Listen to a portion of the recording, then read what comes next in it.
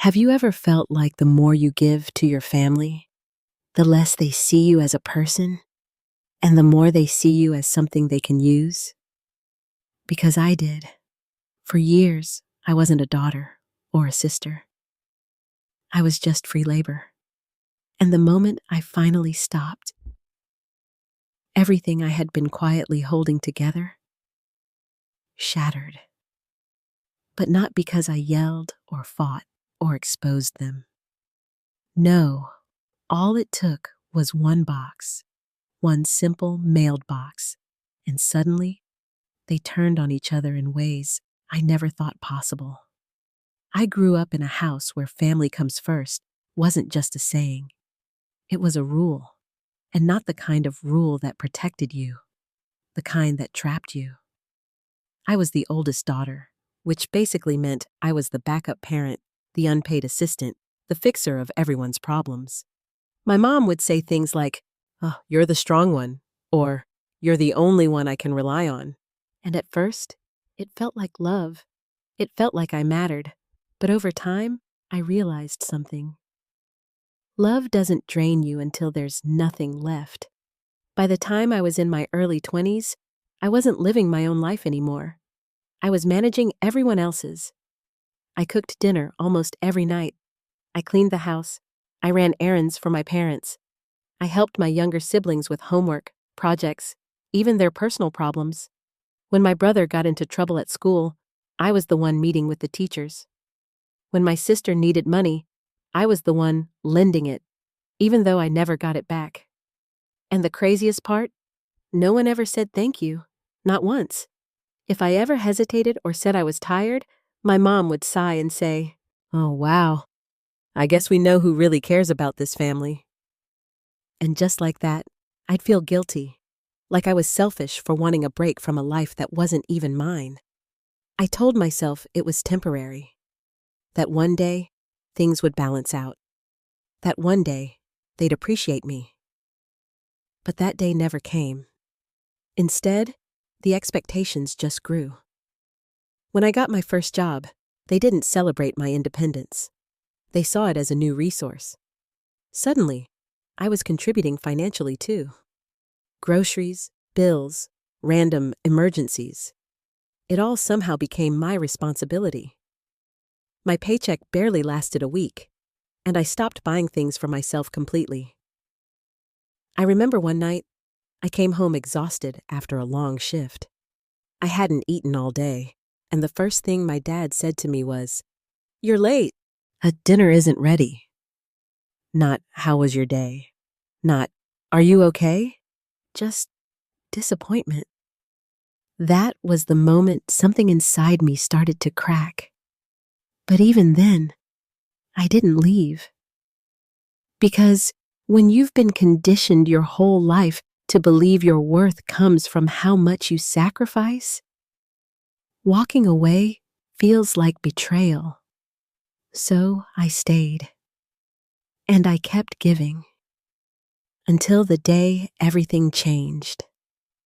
It started small. My aunt, my mom's sister, called me out of nowhere. We weren't super close, but she had always been kind to me. She asked how I was doing, and for some reason, I told her the truth. Not the filtered version I gave everyone else. The real truth.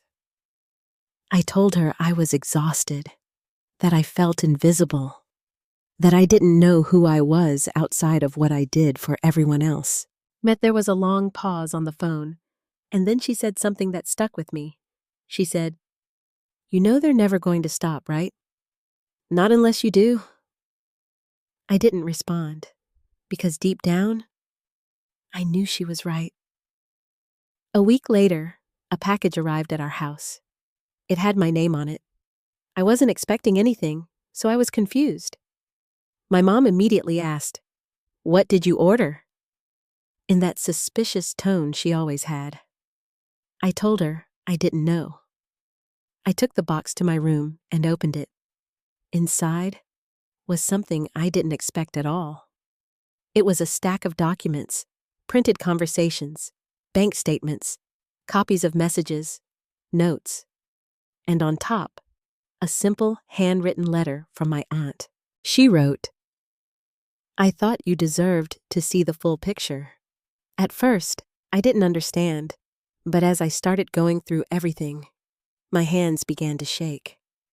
It turns out, my family had been talking about me, not just casually, but strategically.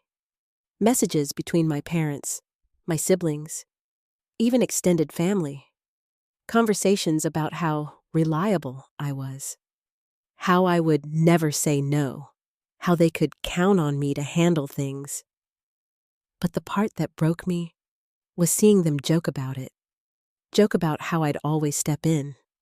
Joke about how they didn't need to worry because she'll fix it anyway. Joke about how I was basically the family's safety net without ever asking for anything in return. I sat there for hours, reading everything.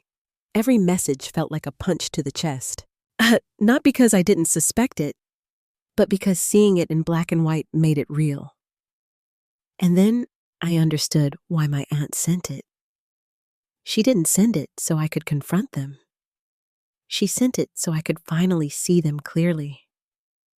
That night, I didn't cry. I didn't scream. I didn't confront anyone. Instead, I made a decision.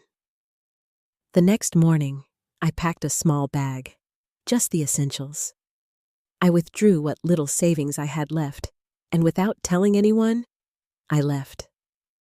But before I did, I put everything back in that box, every document, every message, every piece of truth, and I left it on the kitchen table. No note, no explanation, just the box. Then I walked out. For the first time in my life, I chose myself. What happened next? I didn't witness in person, but I heard about it. Apparently, my mom opened the box first. At first, she thought it was just random paperwork, but then she started reading, and then everything exploded. Because those messages weren't just about me. They were about each other too. Complaints, secrets, blame, things they said behind each other's backs. Things they never expected anyone else to see. My brother found out what my parents really thought about him. My sister discovered messages where my mom called her irresponsible and selfish. My dad saw conversations where everyone blamed him for financial problems. Years of hidden resentment suddenly laid out in front of them, and without me there to absorb everything, they turned on each other. The house that once relied on me to keep the peace fell apart without me. I got calls, dozens of them. At first, they were angry, demanding to know where I was, accusing me of betrayal. But I didn't answer. Then the tone changed. The messages became softer, apologetic, almost desperate. But by then, it was too late. Because for the first time, I understood something. I was never the problem. I was the glue, and once I removed myself, everything they had been hiding from each other came to the surface. I didn't need revenge. I didn't need to expose them. The truth did that on its own. It's been a year since I left. And my life? It's quiet now, peaceful. I have my own place. I cook when I want to. I rest when I'm tired. I spend my money on things that make me happy. And most importantly, I finally know who I am. Not what I can do for others. Not what I can fix.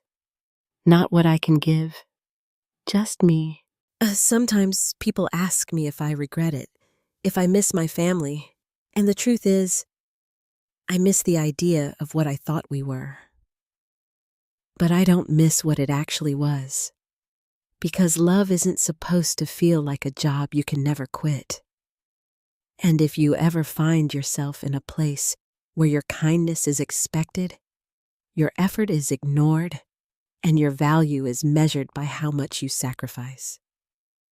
Maybe it's time to stop giving, because sometimes the most powerful thing you can do is walk away and let the truth speak for itself.